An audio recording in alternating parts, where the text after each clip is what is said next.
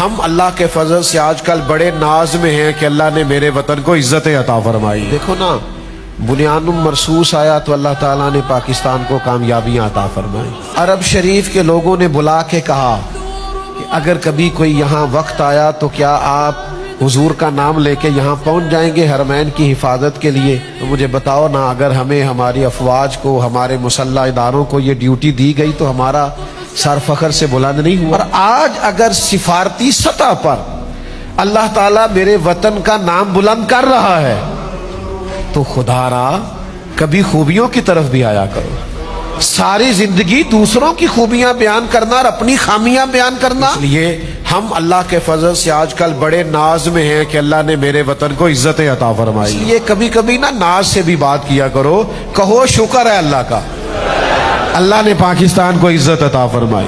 کہو کہ شکر ہے اللہ تعالیٰ کا، الحمدللہ رب العالمین، سدا سلامت پاکستان، تا قیامت پاکستان۔ اور انشاءاللہ تعالیٰ میں بہت پہلے میں نے کہا تھا، جن کو یاد ہو یہ وطن انشاءاللہ امت کی قیادت کرے گا، اللہ اس سے کام لے گا، اس لیے کہ یہاں جو حضور سے پیار کرنے کا جذبہ ہے وہ کہیں اور نہیں پایا جاتا، اس لیے طاقتور رہا کریں۔